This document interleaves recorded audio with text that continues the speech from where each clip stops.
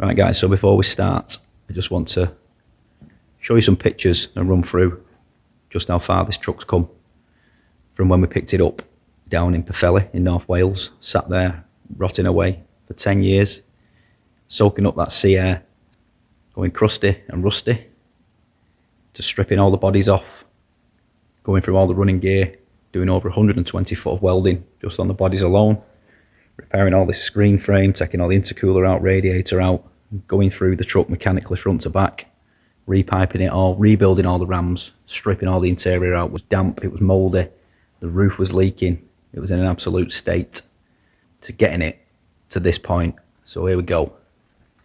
There she is. At one point I never thought I'd see this day.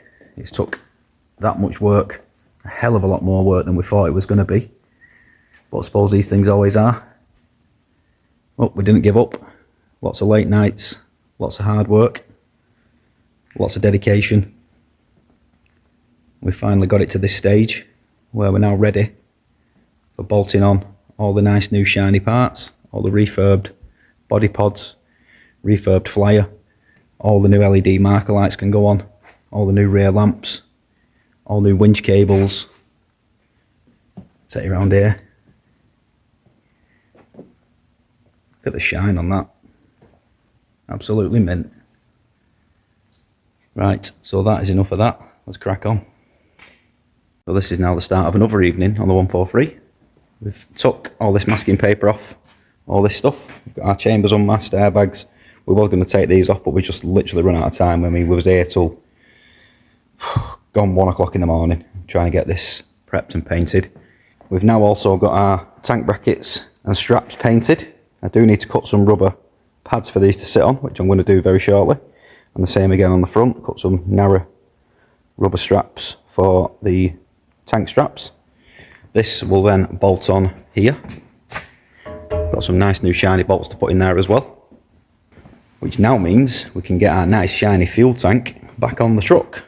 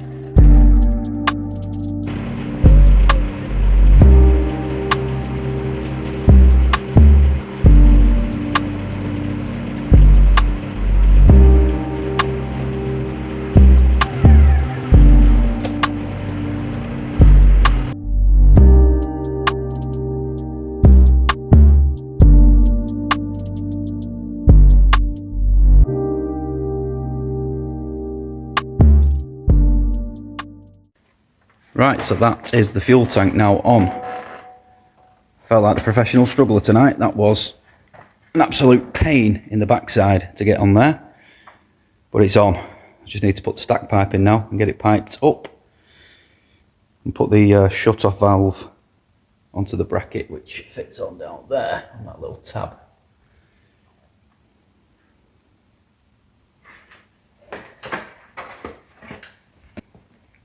So I think the next step for this will probably be running these cables back through under that little bracket there, and then we're going to reroute these, as I said, and get all the control panels on this side and refurb that control panel box as well.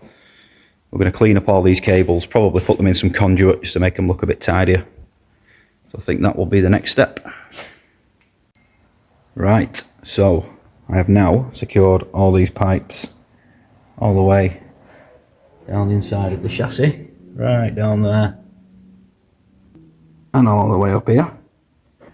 Same on that side, right down there, and all the way down there. Now I've also covered our cables that go to the levers to operate the gear in a nice thick conduit. I think that looks a hell of a lot better than it did. Tidies it up a lot. Obviously we are going to secure these as well. But we can't do that until we've rerouted them. As I said, we're bringing all the controllers onto the near side of the truck, so still a little bit of routing to do, but I have passed them through this bracket there where they should be, where they wasn't previously. I've also secured all the pipework now under this boom. Now I have had to put a bit of a drop in the pipework here, and this is down to a couple of these pipes, the way they're fitted, the way they're routing. I think they've got a couple of elbow fittings on them that are just slightly wrong. A couple up here. Now if I was to run these up completely to the boom, first of all, there's nothing to fix to here. These bolts are actually for an under tray, which protects all these pipes. They're not fixing brackets like these are. So if I push them up there, it's actually kinking the pipes. So I've had to put a bit of a drop in there just to make these and allow these to flow properly without any restrictions or kinks in the pipe work. So it's not the end of the world. I mean, we know it should be flush, but it'll work, it'll do the job, and it just makes the pipes sit and flow better like that. So they're going to stay as they are. We've still got some bolts to put in on these top pins just to keep the pins locked in. I'm going to put some nice new shiny bolts on there. I'm also going to do this one. That's just a socket that I've put on, ready for taking this bolt out. So I'm going to put some new bolts in them. And we're also going to be taking these retaining bolts out and putting some nice new shiny bolts in these as well, both sides. All this lot is the pipework for the PTO and the free spools for the winch and the emergency stop switches. So all this lot, so there's some wiring in there as well that go down to like the rear camera and stuff like that. So all this is going to be coming out, and we're going to fully repipe this all the way back. And I'm also going to cover these pipes there in conduit as well, just so it's all black and it all looks nice and tidy. There was no way I was disconnecting all that for paint. Too much of a job. I'm not going that deep into it. It'd take forever to try and take all that out and repipe it all, put it all back together. Just too much. So they will be getting covered in conduit. That's all going to get repiped. I'm going to be pulling these drums off. I'm going to be sanding these and repainting these in some high temperature black paint, just to break it up a little bit. I don't like it when the drums are painted in red. Bit petty, but I think it'll look miles better with them painted in black. We've also removed both winch cables.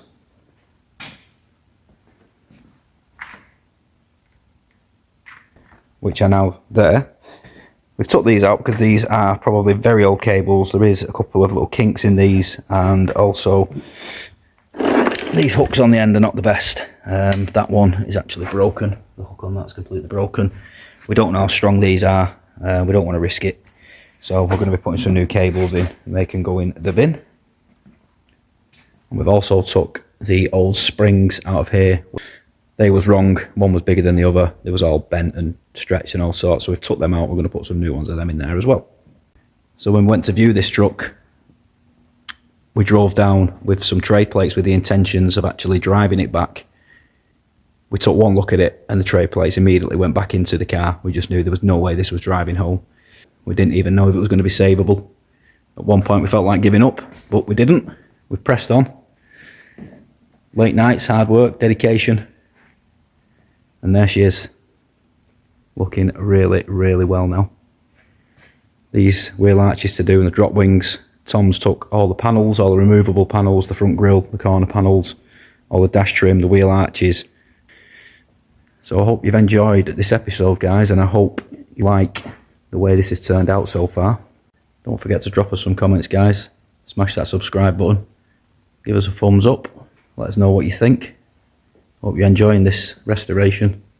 Hope you're enjoying watching the progress. We've certainly enjoyed getting it to this stage. We'll leave this one here, guys. And we'll see you all on the next one.